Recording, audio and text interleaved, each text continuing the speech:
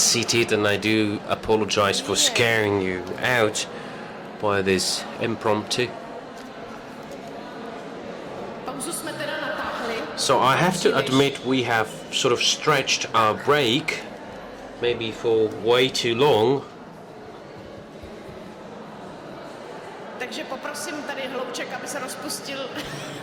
So I kindly ask the group here in front to stop talking, and in this part we will have the contributions by foreign guests. And before we start, I would like to kindly ask the Vice President of the Senate, Mrs. Milusia Horska, under the auspices of whom today's conference is held, to actually briefly summarize what's been discussed and what is her opinion, because unfortunately she cannot stay until the very end of this conference because she's got other duties to attend to, but the final word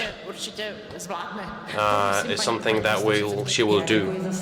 But thank you very much for the floor, and if you allow me to briefly summarize before you sum up yourselves, because you will do that surely.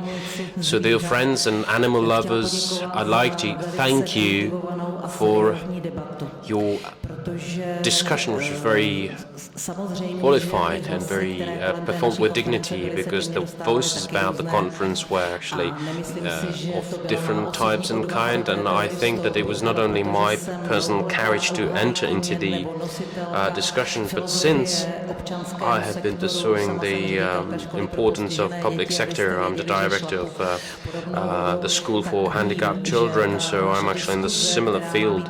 So I am aware of the fact that the discussion that needs to be actually shifted to the highest ranks has to originate in a debate like this one. So I would like to take this opportunity to thank the organizers of today's conference, and on my behalf I can actually promise you that everything I have actually received from this discussion, it is actually good to know that the legislation is not that bad, but it is actually disturbing that the application of legislation is not of a high quality, so we still have a long way to go. So the outputs you all agreed upon and that have been presented towards the media, I shall transfer this information to the government. I shall talk to the Minister of Agriculture in person, because I think that it is important to let him know that this conference was held here, and I just really want to make sure that they did not omit this conference on purpose, because we should have had the representative of the Ministry of Agriculture, and we truly actually missed them here. So I will look very much forward to similar discussions, although they might not be held in the Senate, but somewhere else maybe. So if there is a need, you'll be more than welcomed here in the Senate. I would also like to thank our foreign guests who actually came here to share their experience with us, because it's always better not having to come up with everything ourselves. It's always good to get inspiration, to draw inspiration from the places where it's already in operation. And I think that the debate and the discussion will also provide some impetus to you, because this is always what's most important about meeting other people.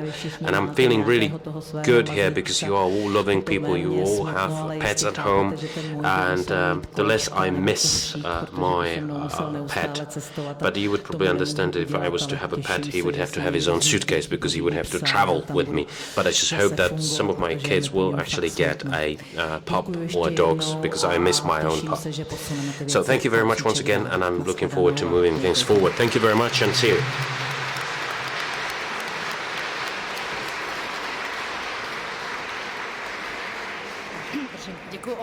So thank you very much, Vice President of the Senate, Mrs. Horska,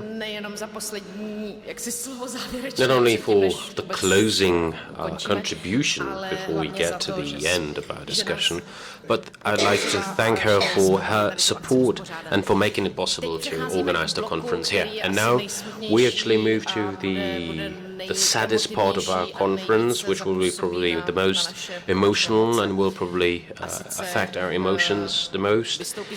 And we will have presentations from our foreign guests. The first one to present is Sophie from Belgium. She will talk about the puppy animal trade in Europe. Sophie, the floor is yours.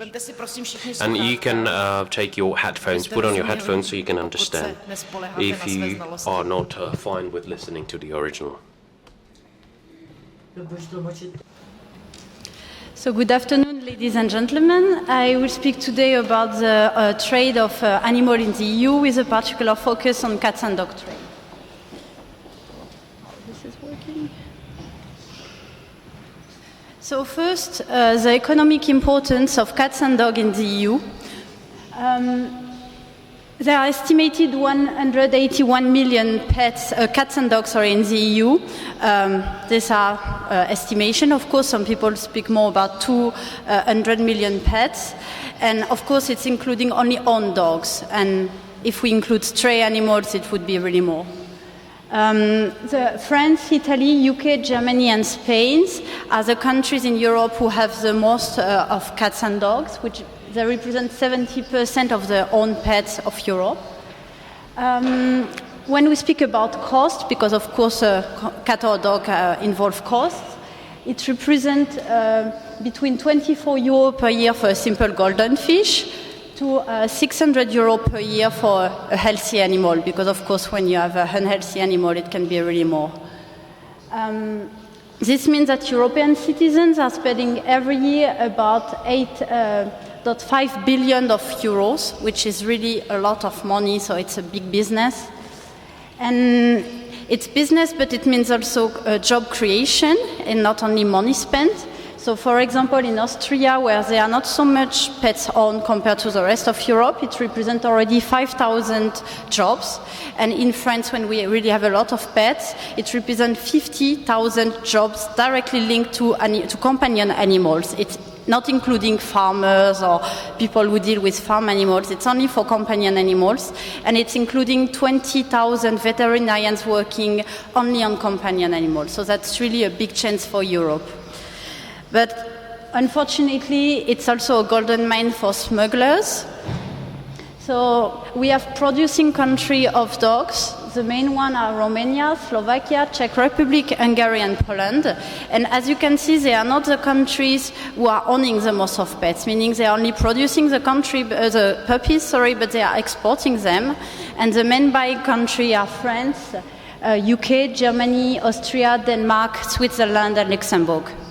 So to give you an example, I have here a table, so unfortunately it's quite old because it's from 2001, but it shows you the price of a dog, how much it costs in Czech Republic, in Slovakia, and then it's average prices noticed in some pet shops in France, in Paris. And you can see the benefits here that are really, really huge, especially for some breeds that were particularly asked in 2002. So let's speak about the legal framework at the EU level. So before 2003, there were basically nothing for cats and dog trade. In 2003, this regulation 998/2003 has been adopted, and it aimed to regulate the non-commercial movement of cats, dogs, and ferrets, which means EU citizens going on holidays, for example, with their animals. But this regulation on non-commercial movement has also created some rules for the commercial movement of cats and dogs. But what is a little bit crazy, they have used some very old directive of 92 and 90, which were planned for the health imports of bovines, caprines, so farm animals, basically. And they have added some sentences in these very old directives plans for farm animals to apply them to cats and dogs. And this really explains the strange system we have today in the EU for cats and dog trade.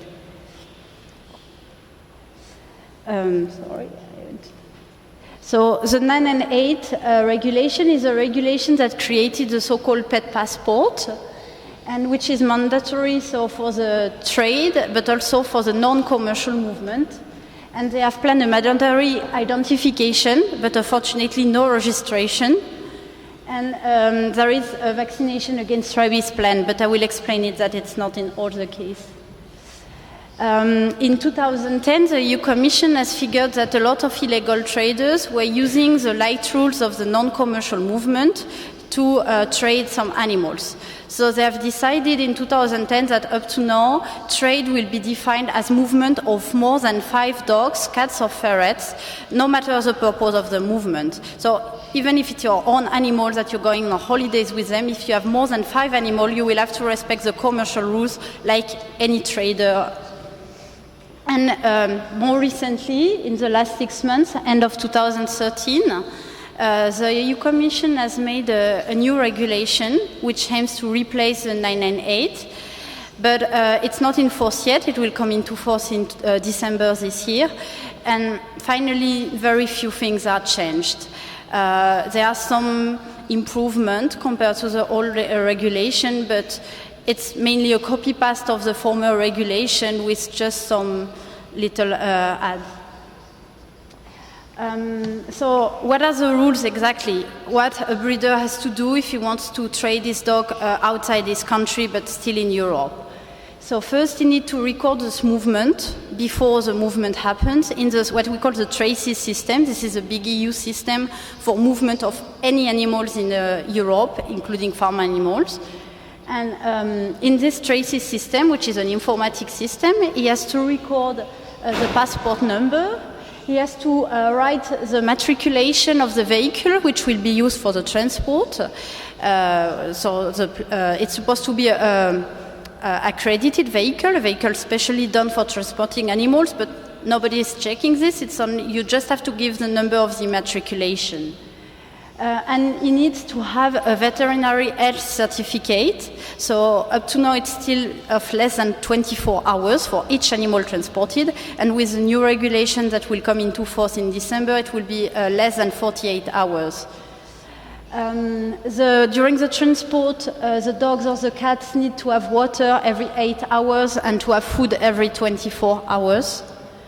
They need all to have an individual pet passport. They need to be identified by a tattoo because it's still allowed, or by a chip. And the regulation says they have to show no sign of disease.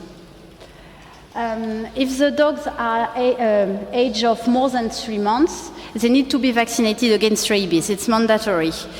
And they need to have the vaccination for dogs against canine distemper. But if the dogs are less than 3 months, which happen most of the time, it's not mandatory to have them vaccinated against rabies. So the country can implement derogation. They are making lists of what they call safe countries regarding rabies. And if the dogs came from one of these countries considered as safe, if the owner swears that they have never been separated from their mother and that they stay in the place where they have been bred, they can transport dogs non-vaccinated because they are less than 3 months. And for example, in Belgium, for a long time, the Czech Republic was considered as safe from rabies, and so the dogs can come. But very recently, the Ministry of Health has decided to remove Czech Republic from the list of countries that can export easily dogs in Belgium without rabies vaccination. So normally now all puppies, even the youngest one, needs to be vaccinated, and if they are too young to be vaccinated, they cannot move. So what are the problems? The first problem we notice is that illegal puppy trade is less and less illegal, meaning that the legislation is so weak that the traders find a way to follow the legislation, or at least to make the things appear legal, and they can trade very easily. And this makes them even more difficult to purchase and to sanction because they are respecting the rules. When there are some checks made, all the dogs have their passport, everything seems legal. It's very difficult to condemn them. The other problem that the EU legislation is really, the actual one is really inadequate to tackle the issue of illegal puppy trade. And it's clear that the EU Commission doesn't want to act on this topic. Every time the EU Commission is asked about it, it answers that this is a duty of the member states and not of the EU Commission yet. So we have some hope because a survey is currently financed by the EU Commission about cats and dogs involved in commercial practices, and they want to see if there is a possibility to do something really at the EU level. So the result of the survey will be available next year, and maybe something will happen then, but we don't know yet. there is no EU legal status for the animal. So, of course, there is this Article 13 saying that animals are sentient beings, but it has only a moral value. It's not a real status for the animal. And in the EU rules, animals are all considered as goods that are submitted to the principle of freedom of movement of goods. And there is no traceability. We have identification, but we have absolutely no registration. So some member states have created a national system of registration, but this is not existing at the EU level. And as I just explained before, in the traces system, it's a passport number that is written, and not the number of the chip of the animals. So if the passport is changed, and we know that it's not so complicated to change a passport, there is no possibility to trace the animal. You will have only in the traces system the passport number of the dog that has been moved. You cannot just take the number of chip of the animal and try to find in the traces system where the animal came from. It's just not possible. So this is how the trade is happening if we follow the EU legislation. It's maybe how it was before, but it's changed since a lot of time. So you have a breeder who go to a vet, which will give the pet passport, the microchip, who will vaccinate the dog, and who will give the veterinary health certificate. Then with these things, the breeder go to the traces system. He put inside the veterinary health certificate validated by the veterinarian. He gives the number, the immatriculation of the vehicle he will use for the movement. He gives his name, the name of the breeder, and he has to give the name of the importer. It's not the buyer, it's the person to who he will send the dogs. Then the transport happens in an accredited vehicle, and finally the dogs is sold via a pet shop or directly to some buyers. But of course this is not how it's happening at all in reality. In reality, we have more often not one breeder, but a lot of very small breeders everywhere. And we have a person who is gathering this dog, is visiting all the puppy farm one per one, is taking the dogs looking not too bad. And of course, these dogs have never seen a veterinarian of their lives. They are not vaccinated, they are not identified. They are putting them in a collection center. In the collection center, they make a vet to come. They pretend that, of course, all the dogs are born in this center. The vet is making paper looking almost legal. He has vaccinated the dog, but not always. Sometimes it's only stickers of vaccination that are put in the pet passport. There have even been no vaccination. They are putting a chip. This usually happens. They are lying on the vaccination, and they are giving a kind of fake health certificate. I mean, it's a real one, but the information inside, like the ones on the age of the puppies, are completely wrong. And then they use this health certificate to put it in the traces system. They give the real immatriculation of the vehicle because they know they are too high risk. If there is a check, the number of the immatriculation will be the first thing checked. So they are giving the real one, even if it's not an accredited vehicle, it's not a problem for them. They never give the name of the original breeders. They pretend to be the breeders of these dogs. And they are never giving the name of the buyers, usually because there are some intermediates. Then the transport happens, so it's not the accredited vehicle, but something more looking like this, usually. Then the dogs arrive in what we call the transit country, so it's mainly Belgium, Netherlands, Spain, where the dogs will be kept in this collection center again, with no quarantine. All the dogs are put together, and then they will be dispatched in several areas. So they will be sent to pet shops, for example. They will be sent to private breeders who are already breeding dogs but want to have more to sell, or they will be sent directly on the internet. The puppy market is completely out of control. Europe is completely divided between the production country and the selling country. The request of puppy is very fluctuant, and that's a big issue. We always blame the breeders and the traders, but the consumers have to be blamed also, because they are the ones, in a way, responsible of this. Because if there were no ask, there will be no sale, of course. And people want usually very young dogs. They want them very quickly, and there is a kind of famous effect, and so according to the next movie or the new celebrity with this breed, they want suddenly one breed, and legal and correct breeders cannot follow this sudden ask, and they cannot respect all the requirements and follow such an ask. And this is why illegal breeding is so much increasing also. The other issue is that we have more and more private breeding, people who have no qualification, we never breed dogs of them life, who see the ads on the internet and said, okay, I have a dog of this breed, I could also put this dog with another one, have puppy, and sell them for €300 on the internet and win a lot of money. And I want to focus in particular on this new issue, the online trade of animals. So what online trade means? You have online real pet shop, like any selling website.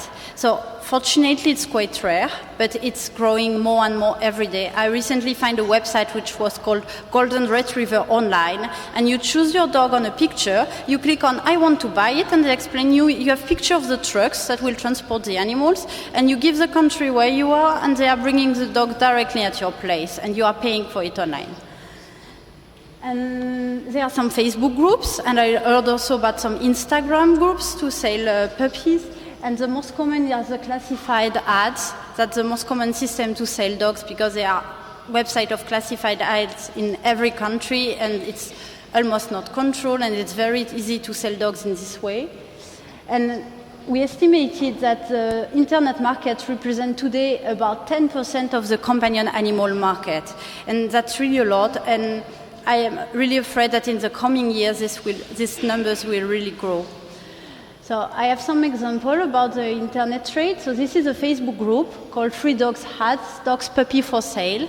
This is the kind of things we can find on Facebook. It's completely illegal, and Facebook has been contacted a lot to remove this kind of websites, but they are not doing it because, of course, they have profits in it.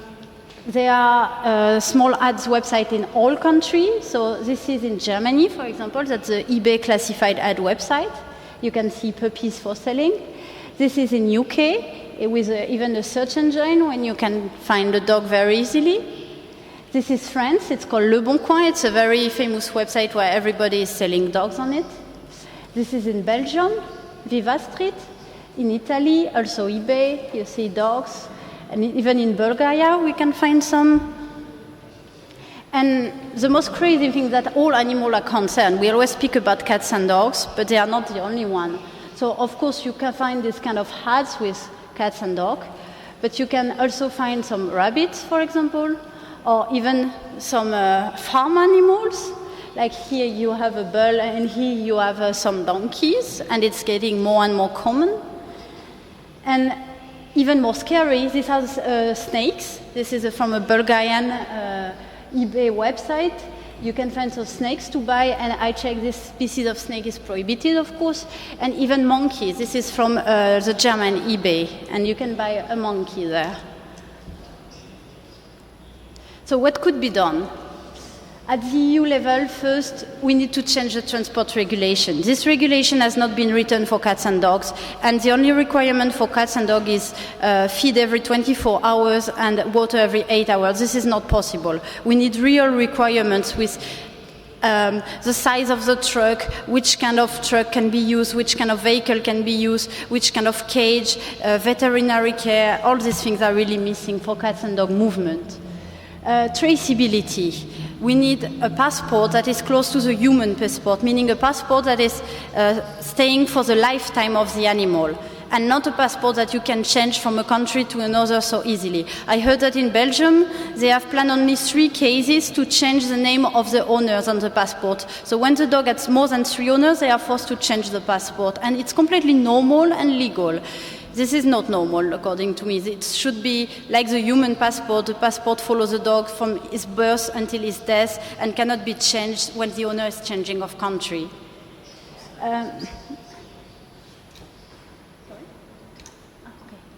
And we need traceability, so registration of dogs, and of course, stop the consideration of animal as goods. And at the national level, we need really to increase the awareness of buyers, to explain them the risks they take, the traffic they create also when they are buying dogs online or when they are buying dogs in uncertain conditions. We need to inform them that a dog has a price, and this price corresponds to good breeding standards, and that when these standards are not respecting, you have maybe a lower price, but this lower price involves a lot of problems also. We need a legislation at the national level, maybe a licensing system for breeders, that we can check them more easily. And of course, at the national level, by waiting an EU system of identification and registration, this could be already implemented at the national level. We have good example of country where it's working. Like Lithuania recently has adopted it, and it's working very well and with not so much high cost. And finally, enforcement is really the key issue, because the best rules are useless if they are not properly enforced. As long as illegal traders who really are not respecting the legislation, as long as they know they take no risk to do this, they will continue, of course. Thank you.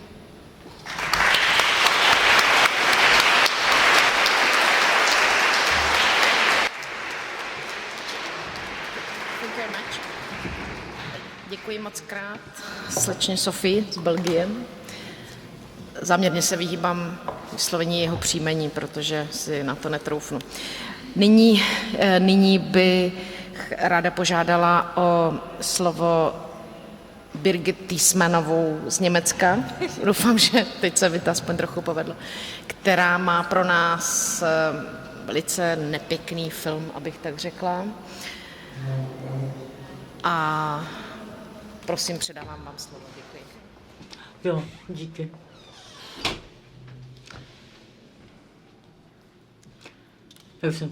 Good afternoon, ladies and gentlemen. I'm very happy to be here.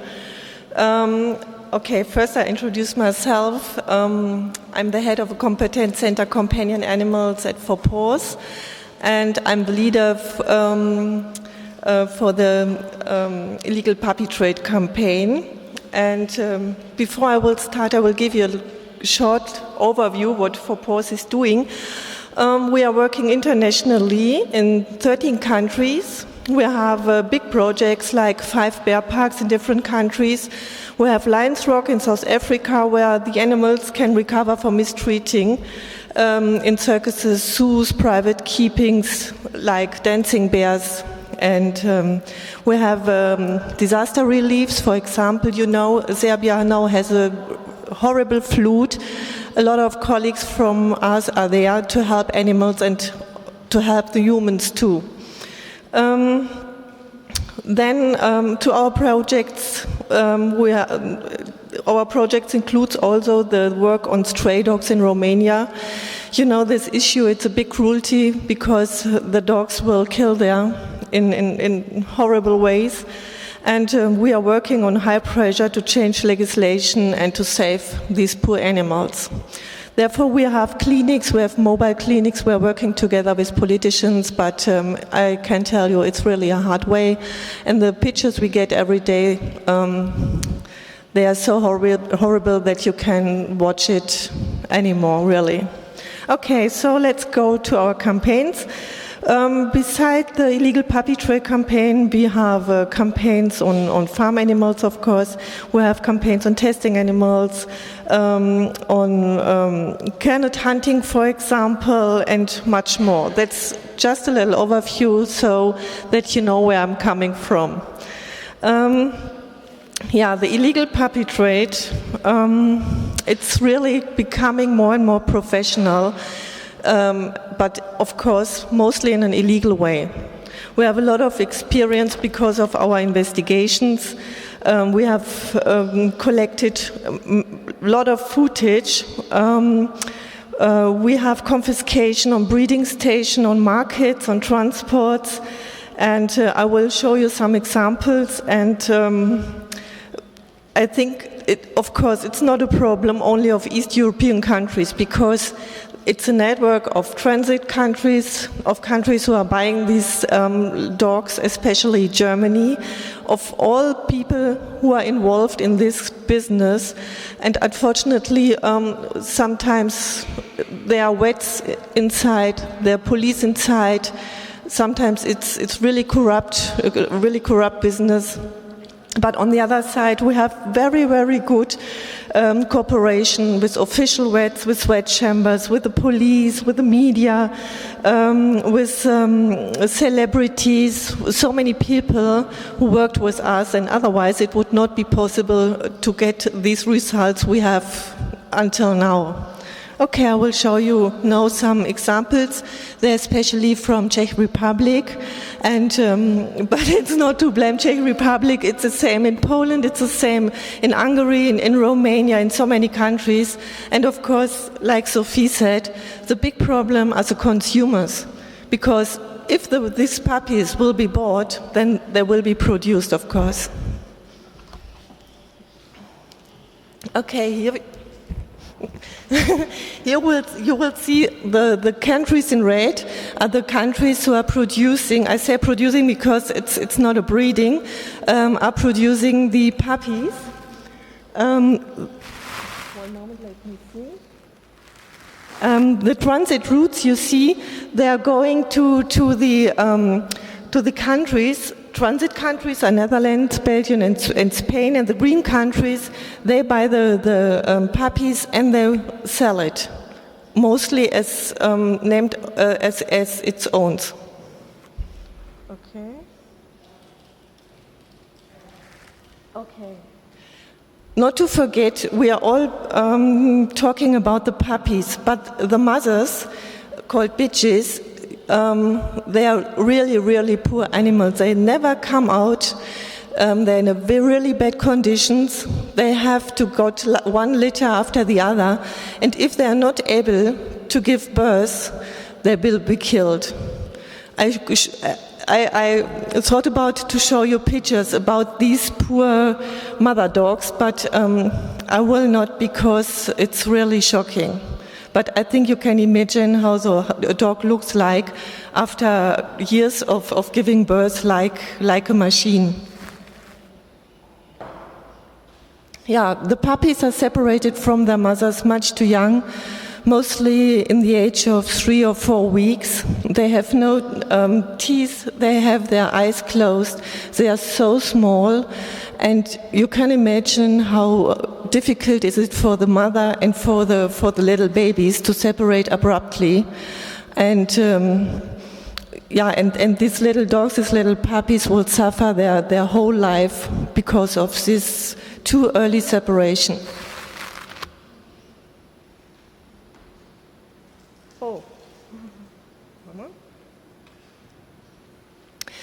This is a breeding station in Poland.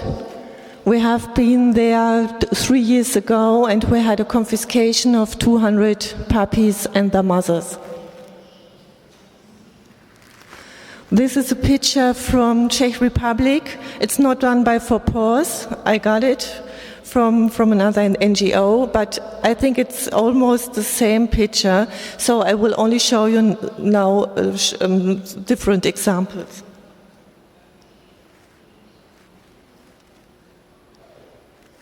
This is a mother dog, and that is the reality. And we have a lot of dogs looking much more cruelty than this. Most of the transports will never discovered. This one came from, I think, Slovenia or Slovakia last year, and the driver had a badly accident. And because of this accident, the police discovered that the truck has been full of puppies, and the puppies were lying around all over the street. And these are the pictures we get mostly every week, not only of accident, but of illegal transports.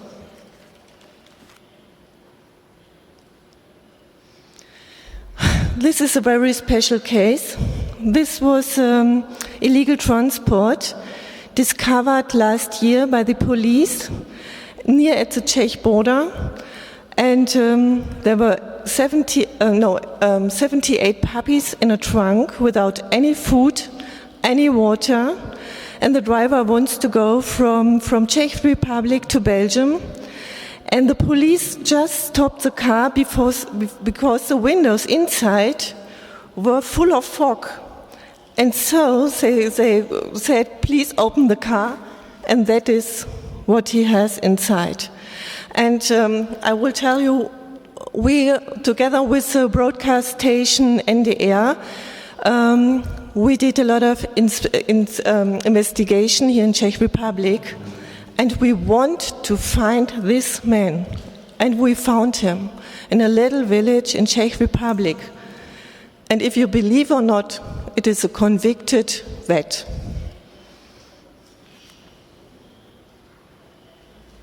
And many of these puppies die later, unfortunately.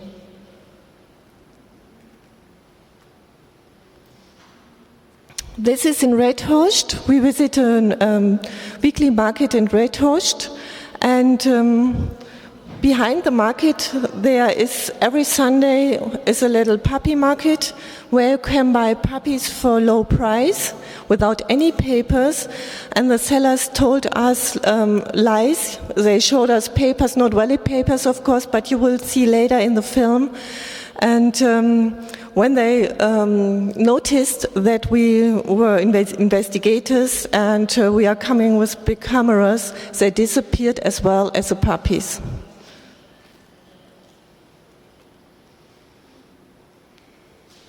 You see, these are German Shepherds. They are much too young. They have their eyes closed. And of course, they need their mother, they need the milk. And this is the pictures we see on markets. This is normal, but for every country which has markets like this.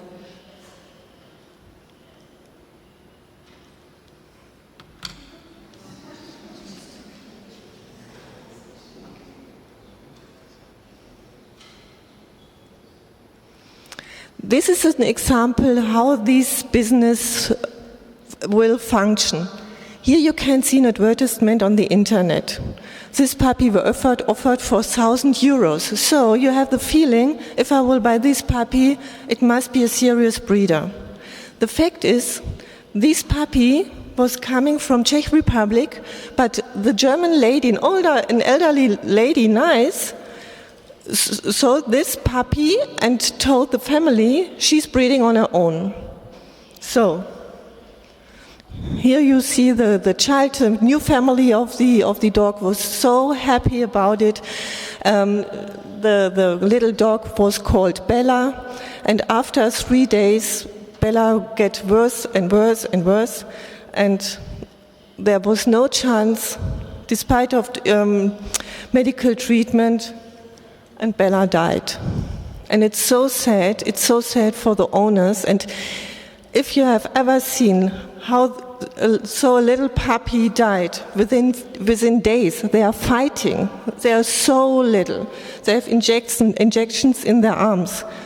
And there's no chance. It's no chance. It's really sad. And you have to pay so much money. This is Maya. This is a little pug. We filmed the fight of dying because I think it's very important to document this cruelty. Normally, if somebody tell you the dog has died, okay, the dog has died, but nobody really sees the cruelty behind. And you can't imagine how sad it is. I have a pet on my own from a stray, and I love him so much. And if he looks a little bit disturbing, I will be at the vet. So I don't like to imagine what it is when my dog is dying like this.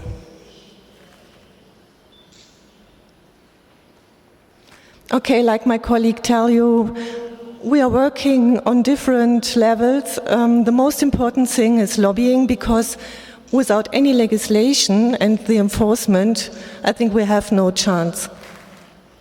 We need the research and the investigations and the collecting of footage to get awareness of the public. Therefore, we are working with the media, and there's really a big interest from media side, so we can show the people what they are doing, and they will support the illegal puppy trade if they will buy the puppies, cheap puppies via internet.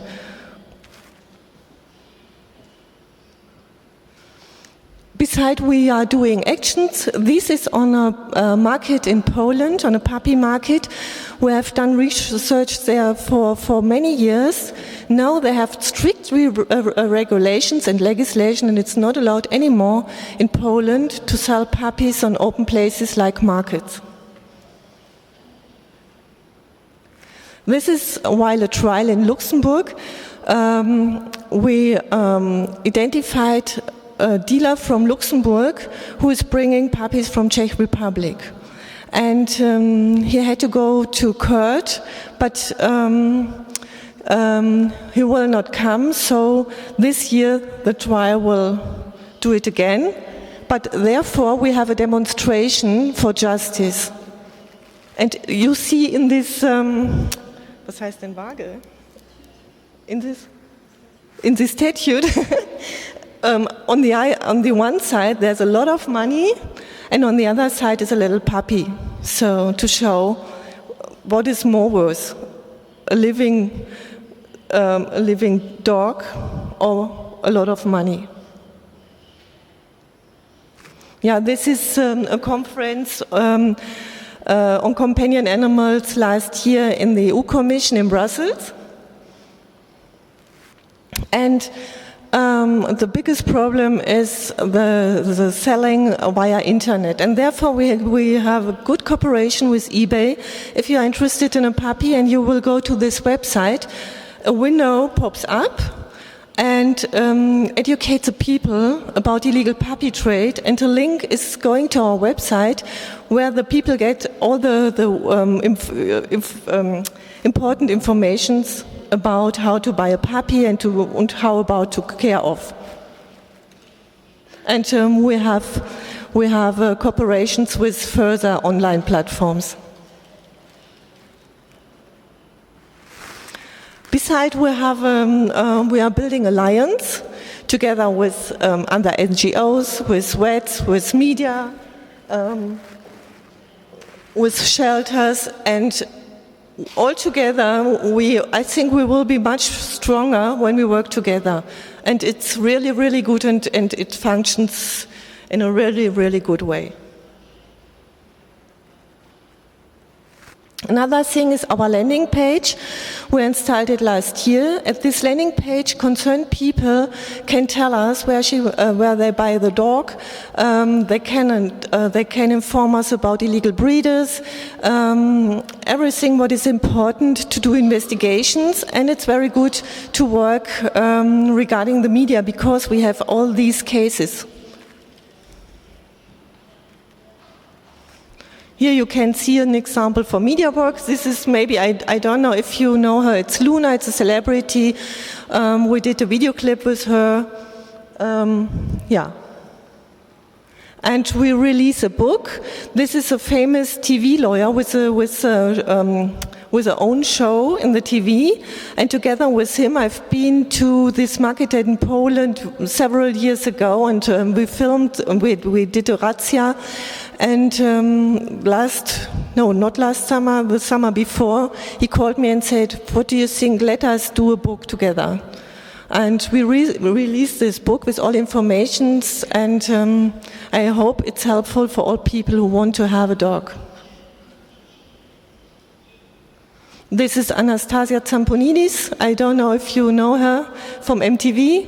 She's ambassador for our illegal puppy trade campaign. And the picture is a little bit strange because it's a poster hanging in the airport in Berlin in Germany.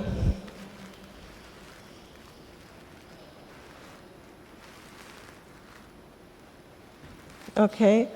Yeah, the goal of our campaign is of course to minimize or to pull down the illegal puppy trade, to get the mandatory identification and registration system.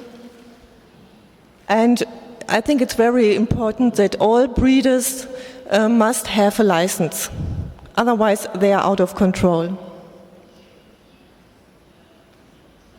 Okay, my colleague Sophie told you all about this political issue. Yeah, our websites, if you are interested in information. And yeah, besides, we did a large study last year because of really big research over 8 months. We identified the involved countries, the transit routes, everything. And if you're interested, you can get it. Please contact for PAWS or directly me, and we will send it to you, as well as a footage if you need for press work or whatever.